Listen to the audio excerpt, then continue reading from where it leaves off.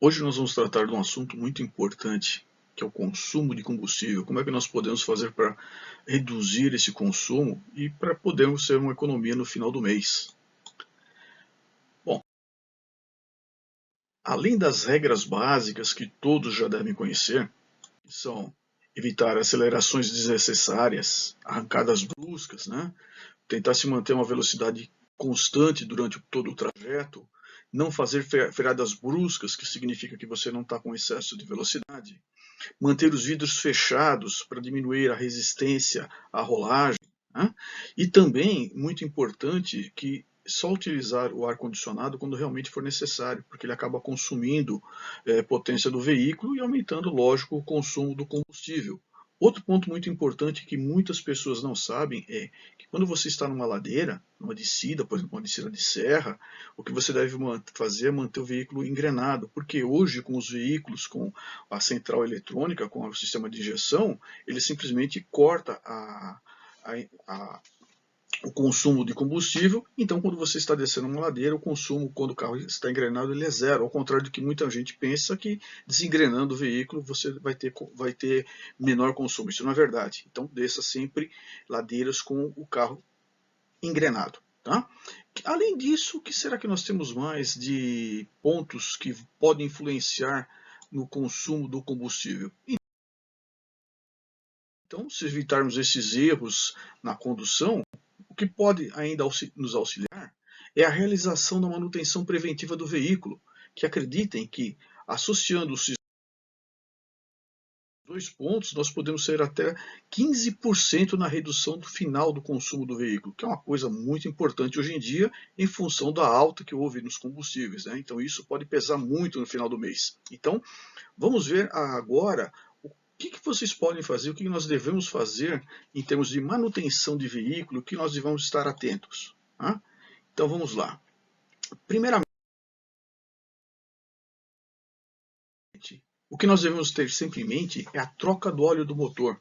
Se você está com óleo velho no seu motor, o que acontece? Pode aumentar o atrito entre as peças e esse motor pode ter um rendimento menor e com isso ele vai ter um consumo maior e aí você vai estar jogando dinheiro fora. Então atente-se sempre para a troca do óleo do motor, sempre por tempo ou quilometragem. Tá? Verifique no manual do fabricante do seu veículo, no manual de manutenção, qual a indicação por tempo e por quilometragem.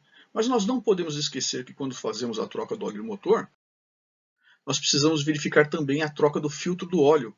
Porque se a gente não trocar o filtro, o que pode acontecer é que você esteja trabalhando com óleo contaminado.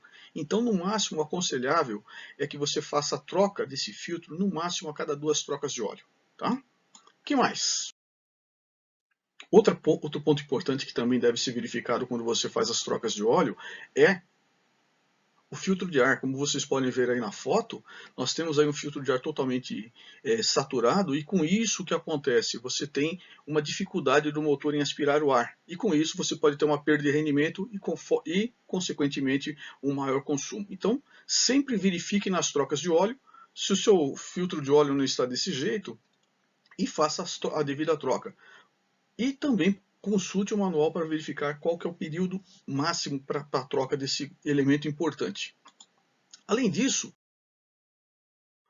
para auxiliar também na queima do combustível, é muito importante que você verifique o estado das velas. Então, verifique sempre com o seu mecânico qual é o estado das velas. Se você perceber falhas no motor, que ele começa a render menos, dá uma verificada junto ao seu mecânico se por acaso, como é que está a condição das suas velas e se não é necessária essa troca. Porque uma vela gasta, uma vela com problema, o que vai acontecer?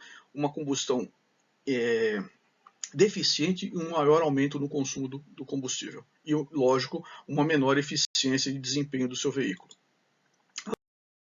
Além disso, um ponto importante que deve ser feito com uma periodicidade muito maior, no máximo a cada 15 dias, né? O pessoal costuma dizer que semanalmente, mas se não for possível, pelo menos a cada 15 dias, se fazer a verificação da calibragem dos pneus. Né?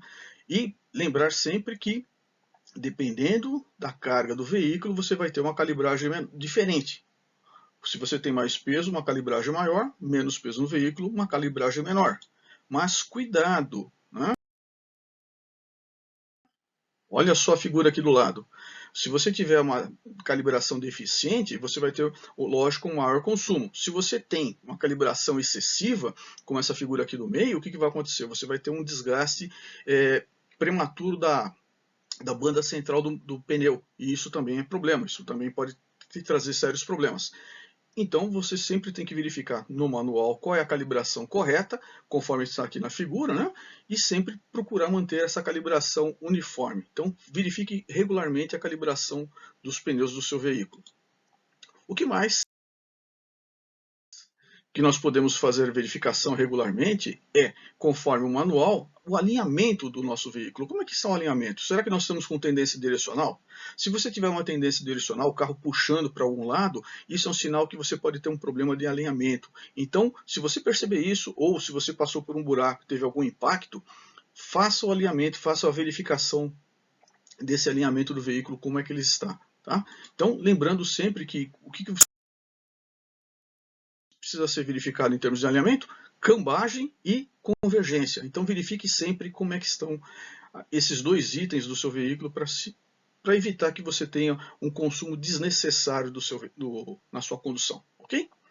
E fora tudo isso, que nós precisamos ter sempre em mente é verificar o nosso porta-mala. Será que nós estamos trafegando, levando coisas desnecessárias? Dá uma olhadinha só como é que está essa foto aqui. Será que realmente o condutor precisa carregar tudo isso em todas as viagens? Então, dê uma olhadinha no seu porta-mala. Será que você não tem carga em excesso? Lembre, o que tem no porta-mala é peso. Se tem peso, o veículo vai acabar consumindo mais e você está jogando o dinheiro fora. Então, leve no porta-mala o estritamente necessário.